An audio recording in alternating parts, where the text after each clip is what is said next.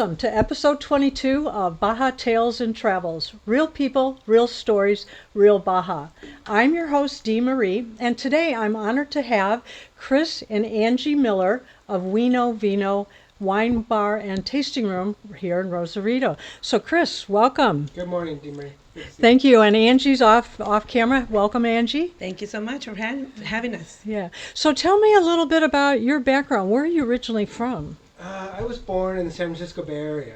Oh, wow. That's a little ways from here. Born and raised there in a little town called Orinda, but came to San Diego in 1982 because I got accepted to UCSD. I wanted to get as far away as possible from my hometown and still get in-state tuition, and that was it. Oh, wow. Yeah, you couldn't get much farther from San Francisco to San Diego. Wow. So what brought you to Baja? Well, the first time I really explored Mexico was when I did an exchange program through UCSD. I actually did two of them. I liked so much the first one that I did another one right after. And I was sent to a small town, Mexico, way down on the Gulf Coast in a state called Veracruz. And that was 1984.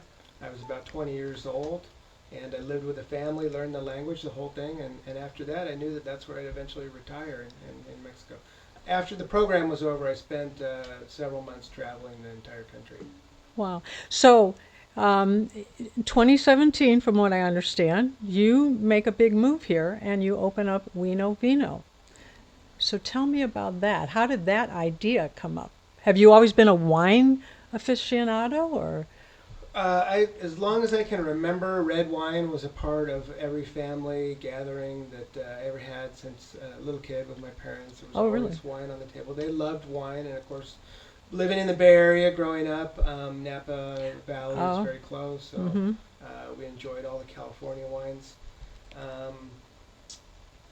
And then it was actually Angie and I met in about 2014. And then we got engaged and eventually got married in 2019 here in Ensenada. And we had already moved to Baja at that time because she actually got a job with her employer at that time. I had told her when we met, oh, I love Mexico and I want to live there. I want to move down there and retire.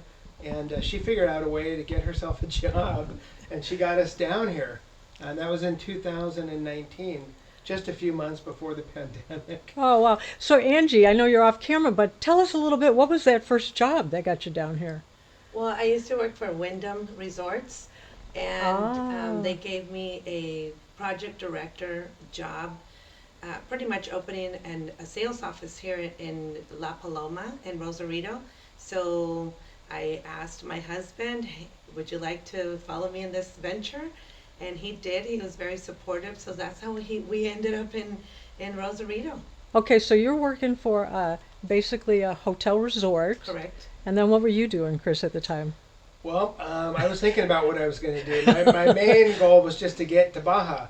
So, sold all the furniture and rented the house, and we were here. Wow. And that's sometime after that, I was thinking of things is when the idea of the wine bar came about. Okay, so what is it? Are you like sitting around dinner one night and you're going, hey, let's just open up a wine bar? I mean, how did that all come about? Well, I thought about it, and we had gone up to Valle de Guadalupe and the surrounding areas, and we had tried the wine and everything, and I thought it would just be, I noticed in all Rosarito there was not a single wine bar. Well, that's interesting because that was pretty a gutsy move on your part. In 2017, I don't think the wine movement or wine industry was that big here. So for you to come and go have that vision to be opening up a wine bar, that was interesting. What was the major challenge with that? Well, I think one of the biggest challenges, first of all, it's just been the last few years that the wine has gotten acceptable quality here. Back when we first started coming down here in the early teens, it was the wine quality was not very good at all. By the time we opened the bar, we actually opened the bar in 2021. The quality of the wine had improved a lot. I noticed that there was no wine bar in Rosarito, and I thought, well, hey, Rosarito needs a wine bar. I don't know if anyone else thought it but me, but that was a thought. And just kind of try to bring the wine culture to the local people here, because it's really very nascent. Wine is not a beverage that has really a widespread history in Mexico. When it comes to adult beverages, the local population is drinking beer and tequila. So wine, even though the oldest winery in the entire continent is in Mexico, it's really still pretty new Wow. to the average people. Ah, that's interesting. Now, are there any other wine bars in Rosarito now that you know of? What I think and what I've heard from talking to other people is that some have come and gone. But as far as I know, we're the only one, actual wine bar now. A lot of restaurants serve wine now because the wine's gotten a little bit better quality. But I don't know if there's another bar that's just a wine bar. I really don't know if there is or not. I don't think And so. I love it. And tasting room. So I love the name We Know Vino. So who takes credit for that, or was it a collaborative effort? Chris is really good at, naming the businesses. So yes, we give all the credit to Chris. Okay, I love the That's name. since you said you like it. If you said you didn't like it, Okay, so you're trying to break into this to expose the people here to a new kind of thing with the wine bar. So what did that take on your part? Did you do a lot of trips to the Valle to pick Yeah. particular wines, or? yeah, I had to go up there, sample the different wines, meet some of the Ooh, people. tough job. Yeah, I mean that was a lot. The people are great. I mean, everyone in the wine industry, not just people that come in to try the wine, but the people that are producing the wine. And eventually, after making several trips up there, met a lot of people and formed a relationship with a particular winemaker, who is the winemaker for our label that we later branded Fusion 27. Okay, so when did you finally come up with your own label? Was that just recently, or? What year was that? I think it's probably 23 or something, maybe 3 years. It was Yes. a couple of years after the bar opened, so Yeah. probably 23 or 24 at the latest. Okay, Yeah, so but- what made you want to have your own label? This is a natural progression. I mean, we wanted to. At first, we were selling other wineries' wines, but we just thought that we should have our own wine, our own label, and it was easy to work out with the producers. They're happy to sell the wine in 5-gallon plastic jugs, and we can just bring it back to the bar and bottle it and label it. So it's not called We Know Vino wine, it's called Fusion, or Fusion 27, right, Angie? Tell us about the name. Yes, that is correct. So, since the beginning, we see a fusion between Mexican American, and I was trying to make our label. I did hire a graphic designer, and I didn't like the label at first, and then someone else actually tried to make another painting for our label, and my idea wasn't coming through. So then I told my husband, man, we've been married, so many years now. We were both born. I'm born January 27th. He's born November 27th. He proposed October 27th, got Wow. married October 27th. So I'm like, Fusion 27. It just sounded, That- it rolled and it sounded awesome. I said, why not? So that's how it comes about. And so the vision, we're looking right now at the label there. What was the vision for the label that you came up with? Yeah, Okay, it's, so so as you can see, the white Grenache bottle there, as well as the Chardonnay, they both have a white moon. I and see that. Yes, that corresponds with the wine. And then we have the rosés, of course, it has a pink moon. And then we go over to the Ensemble, and then the Cabernet Sauvignon. So all of our reds have a red moon. And then on the bottom, you see the winery. Oh, that's really cool. So this is an association. You have a winemaker down there that's actually. That is correct. Oh wow, that's really cool. So here we are, 2026. So you broke your 27 theme here by debuting this a little early, huh, instead of waiting to 2027. There you So, go. well, that's cool. Now, to curate all the different wines that you offer at your wine bar, it's a tasting room. So how does that work? Do you have different nights, or if somebody walks into We Know Vino, what's the typical experience? Are they asking for a particular wine, or are you helping them decide on which ones? Do you offer tastings? Yes, we do, and we do carry other labels besides Fusion 27. That's our label, and it really just take this moment to just really commend her on the label. She worked on it and worked on it, and at the end we came up with something that I felt was simple but very classy. It's a vineyard under the moonlight. Mm-hmm. I love it. I still love it today as much as I did then. So that was exciting for us to get that label and get it on our wine. We do offer other wineries wines as well. So if somebody comes in and wants to do a tasting, the way that we distinguish ourselves from a winery up in the Valle, number one is that we offer wines, not just our own label, but other wineries' labels as well. And if someone comes in and wants to do a tasting, they don't have to taste the wines that we direct them to taste. They can choose any wine bottle on the wall and tell me, oh, I'd like to do this tasting, this tasting. It could be 2 reds and a rosé, 2 whites and a red, whatever they want to do. That's fine. We'll craft a custom tasting for them.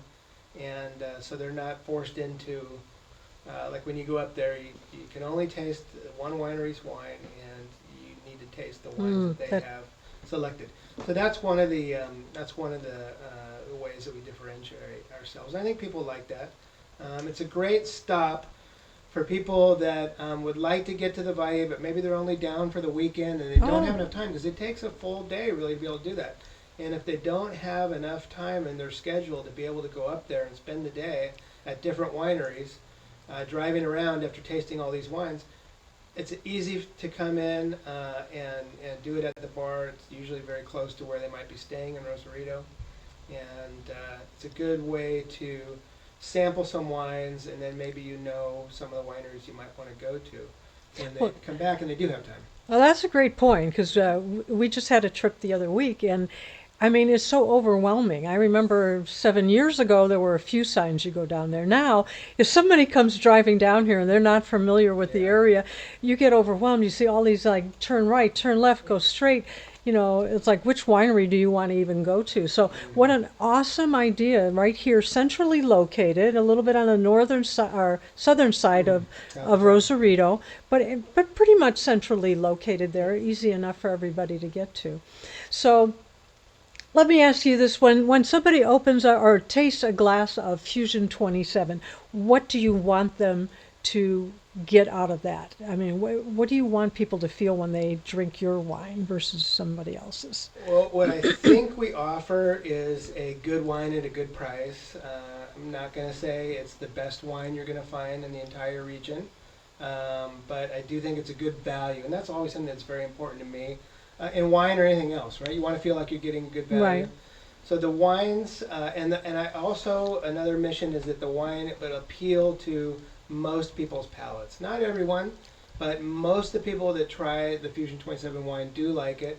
And I think the reason why is that they're middle of the road wines as far as not too acidic, not too tannic. Mm-hmm. They're well-rounded wines because the winemaker always, each and every red wine spends a minimum of 14 months in aging in a French oak barrel. Oh, wow. So that French really mellows out the taste of it, Mm-hmm. and it makes them versatile. You can pair them with food, or you can just drink them on their own, and you don't need a thick steak or anything to cut through the Mm-hmm. acidity or anything of the wine, because they're easy to drink on their own, and most people like them a lot. So we've gotten a good response to the wine, which is good.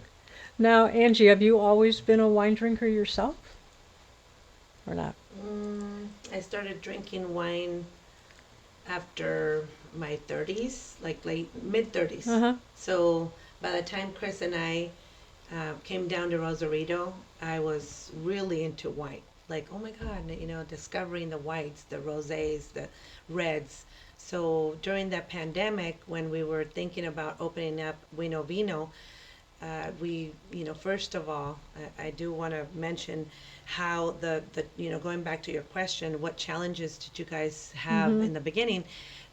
It was during the pandemic, and we knew that we had a lot of teaching to do to, our area, for sure. Like all the people around us, because most of them were drinking beer, maybe even mezcal, tequila, but we didn't really know very much people that were drinking wine. So um, that's that's one of the things that Chris and I were like, well, he loves to teach, and I love to talk to people, so might as well instead That's of a great pairing right there. right instead of inviting our people over to our home and inviting them a glass of wine, which was the original idea. We wanted to host, and we just wanted to bring wine to the table and have some share some memories and some laughs, and just enjoy a great glass of wine. So then we started thinking, well, why don't we open up a wine bar? And we're going to have a lot of teaching to do, but it's been quite a journey. It's been very pleasing to us. So in order to teach, that meant you probably had to take a couple fun trips, I would think. Yes. And Okay, so let's talk about one of the fun trips that you took. I believe it was to somewhere in Mexico at Paris. Oh, yes. I don't know how to say the name. Barras de la Fuente, Coahuila. Yeah. And where exactly in Mexico is that? Well, it's three states over, right? Yes. So from Baja California, you would go east to Sonora, and then Chihuahua, and then Coahuila. So that's the third state over Coahuila. in the northern part of the Okay. country. And it happens to be the home to the oldest winery on the North American continent. Wherein Wait a minute, on the lies North American continent, Yes. the oldest winery. the oldest winery in the entire continent. And Wow. it was established in 1597. There is a picture of it right there, yeah. Yeah, and so Baja is widely recognized as the number one wine region in this country, Mexico. Yes. About 75 to 80% of all wine production, national wine production, is here in Baja California. Wow, that's Yeah, and the best, the most recognized wines come from Baja, but Parras de la Fuente Coahuila is number two. One of the reasons why, of course, is because it houses the oldest winery in the country and on the continent, which is Casa Madero. You might have heard of it. Oh, yeah. Casa Madero. So what was your purpose in going on to that particular winery? Was that just to learn everything you could about wine, or? The history, yeah, just the amount of history that they have there, and of course we wanted to taste the wine right at the source, and so we went over there on our wedding anniversary. It was October 27th, and Another 27, yeah. yeah, we did the full tour of the winery. It was really very informative. You can imagine they got over, 450 yeah, years. it's more than 400 years of history, so it's Yeah. pretty. Pretty extensive, and then there's several not that much unlike Baja. There's several surrounding smaller wineries as well that we went to. So did you make an actual personal relationship with the owners by any chance? After we got back from that trip, there was a time that we were bringing wine over from a couple of those wineries. So they knew that you opened up a winery then? That we had a wine bar. And we told them, everywhere we go, cool. we told them we have a wine bar in Rosarito, Baja California. And after that, we brought some wine over. We had it shipped Yeah, over and we sold should- it at the bar. right. Yeah. Wow. Now do you still carry any of their wine, or? Not. It's probably just- difficult to get it over here, Yeah, right? it got a little bit cost prohibitive Mhm. and logistically and everything. But several of our customers did get to try the wine from without having to go there, which is nice. Because these are not in the smaller wineries. Madero, you can find that wine Mm-hmm. in some specialty wine shops and that kind of thing. But the other, Ribero Gonzalez, and what was the other one? Casa Pardo or something like that was the name of it. Those wines, you don't find them. Oh, you don't find Barro. Something like that. Barro Vieja, Yeah, Barro Viejo. that was one of them. Yes.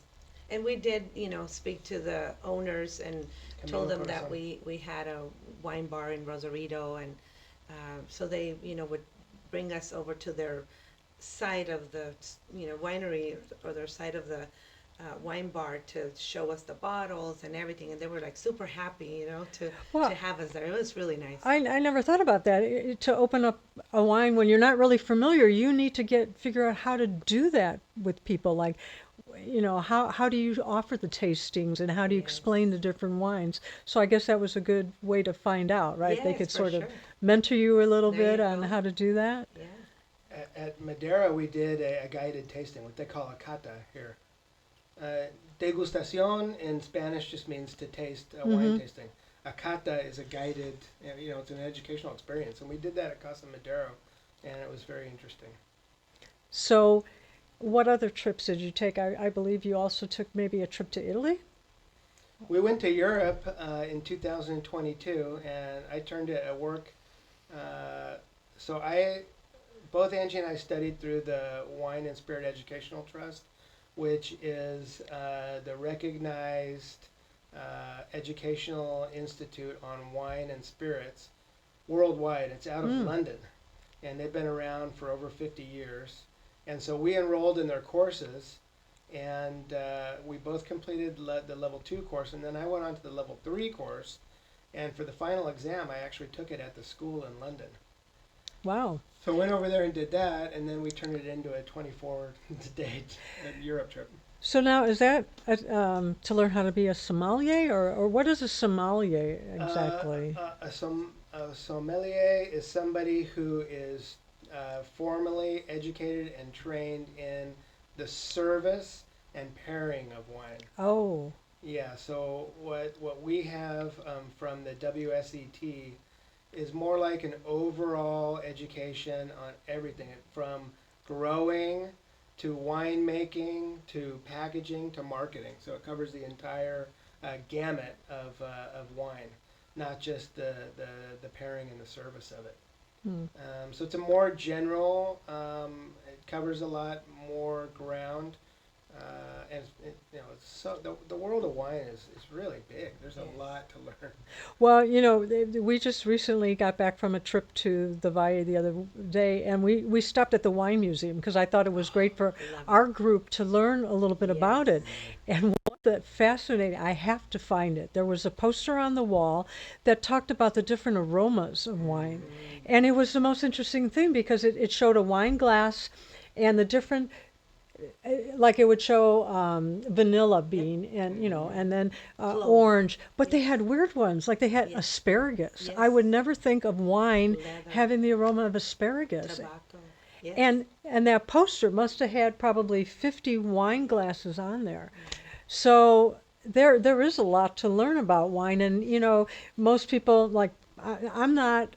I love wine, but I don't need an expensive bottle. But I guess someday I have to try a really expensive to see if there really is a difference. Right. But to know that there's so many different things that go into making wine, as far as the aroma and the flavor that comes through. Because I know when we go on the tastings, they try to tell you, oh, it's going to be citrus Right. or whatever.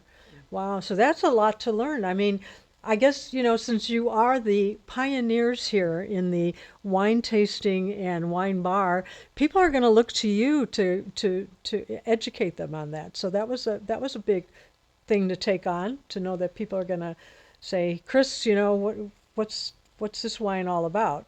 Was that a little pressure on you? Well, I did think that if we were going to name our store We Know Vino, in order to not be completely presumptuous, we should know a little bit about wine. And so that's what we know a little bit about wine. And it's not about, I know more than you, it's about people getting together and learning in a fun atmosphere.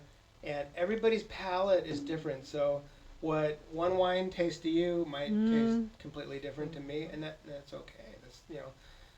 You compare notes if you're doing a tasting. And say, well, I taste the citrus. Well, for me it's pear. For me it's lemon. It's everybody's palate is a little bit different. And some of the aromas and flavors that you perceive from the wines are much more subtle than others. So it does really take a trained palate to be able to pull those out. Angie's incredible at it because she's very very sensitive nose and a good taste buds as well. So she usually scored higher on the tasting test than I did. And believe it or not, I feel that because my mom, it was a great, cook. There was a lot of spices going on in the, different meals that she made. So you develop that palate. So when you come to wine, like you said, there's so many aromas that are connected with, the things that we cook with, all those spices and whatnot. When you taste the wine, you're like, oh, I can taste the clove. I can taste, the rosemary. And my mom was really good at it. We would go to a restaurant and say, "What's in that soup?" And then you would taste it, and it's like, oh, well, it's got mint, it's got, Wow. rosemary, it's got, yeah, perfect, ginger, all Mm-hmm. those, so you develop that palate. And where are you originally from? I should have asked you that at the beginning of No the worries, episode. I'm from Mexicali, Baja Mexicali. California. Okay. Yes, So yeah, you're from the Mexican families are known for their cooking. The correct, and a Mexican lot of mamas and stuff. spices. Yeah, yeah. Huh. It's a real art. It really is to try to extract what you're tasting or what you're smelling, and to try to identify it. Yes. Mm-hmm. It takes not just practice, but it takes thinking. What is that? What am I tasting? Yeah. What am I smelling? And it's fun. So for Yeah. people that enjoy it, we like to have them over. So at We Know Vino, do you have organized tasting parties or events, or is it just people just walk in the door? How does that work at We Know Vino? Well, it's both. We do hold events. We've had several events in the past where we've collaborated with local chefs. That's been a lot of fun because we'll get a chef in, and we'll tell him what we're trying to do. We want to do a pairing. Uh-huh. So you tell me what food. Usually we will tell the chef, what food would you like to make, and then I'll be able to pair it. And sometimes the chefs say, no, tell me what wine you want to serve. And Oh, then wow. and so we kind of go back and forth on that, Wow. but they've been successful. We've done several events where we've had 3 or 4 course tasting menus, and we've paired the wines and different foods that these regional chefs will make, and a lot of fun for the people who have gone and have enjoyed it. Okay, now Angie, you and I a couple weekends ago, or has it Yeah. been that long, did a paint and sip at the Paella Festival here in Yes. Rosarito, and I think I've got a picture of our final. Yeah. Okay, Aw. can you remember which one yours? Oh man. Wh- Um, I mean, that's pretty cool. That I think mine's on the left hand The side. brighter one. you're the white one, actually. Oh, You're the okay. you're the white. But look at how similar. It's hard Yes. to tell which one is which. Now, you and I had a great time, and was that your wine that we were sipping? That is correct. We were sipping our Fusion 27 label. Which one? Do you know which one it was? Was it the They cab? asked me, and I pulled a bottle out. It might have been a Grenache. Okay. Yeah. I know it was fun. Do you ever do paint and sip parties at your? We or- have set up a paint and sip party with Amy, our Okay. artist from this event. She was So, wonderful. Yes, she was. I really, really enjoyed that painting day, and we are going to be setting that up pretty soon and posting it on social media. Oh, that would be great because it was so much fun because Yes. I have absolutely no ability to paint, but yet it was fun. And when I look at, I asked you to send your photo, Yes. and when I put them together, even when Diego was putting them up there, I was like, which one's mine? Oh, the only reason I remembered is because mine had the darker, the way I posted mine had the darker. When you sent me, yours had the white. Oh, But look at yes. how similar, Yes. it was really Yeah. cool. She set that all up for us. Yeah. And, enjoy wine, have a little paint and sip. Okay, we're getting close to the end here. I want to sort of wrap it up, but I could talk about wine for you guys forever. Let's do a fun thing. What's your favorite, red, rosé, or white? Well, that's an interesting question, DeMaria. I'll tell you that when we first got here, way back in 2019, we were both pretty much committed red drinkers. But by opening your mind and trying the other wines that are available, the whites and the rosés, we have come to the conclusion that they're all good. And each wine has a particular moment when it would be the best wine to serve. So I like them all. Summer's coming. And people want something that's refreshing and chilled. The whites and the rosés are there for that. Mhm. Some people are committed red drinkers, and they're Yes. just going to drink red regardless of the occasion. Yes. That's fine too. And Okay, Angie, what about you? I have to say, and I have to be honest with myself, it's got to be red. I'm committed to red. Okay. Love red wines, and more on the, um, like the Syrahs, the Nebbiolos, the strong The taste. more body, Just Just more like body. I like my coffee strong, I Uh-huh. like my wine You strong. like your wine and your coffee strong. Yes. Okay, because I remember when I started drinking wine, I started with the rosé because to me that was really light, Yes. and then I eventually I think moved to the whites. But now I'm a red drinker you also. go. I don't necessarily like the really strong ones. I sort of even go for more of the blends. But I read, and then just for the fun of it, Diego, what's your favorite? Red, white, or I know what he's going to say. Tequila, rum.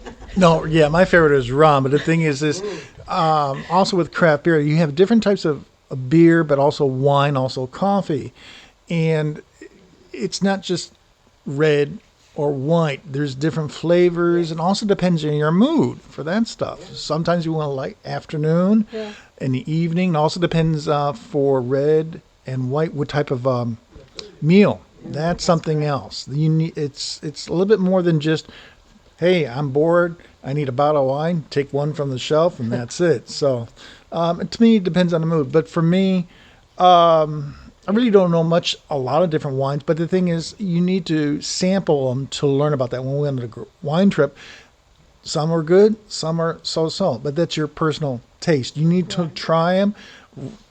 And a pen and paper. I like it. Why? I don't like it. So that's it. So.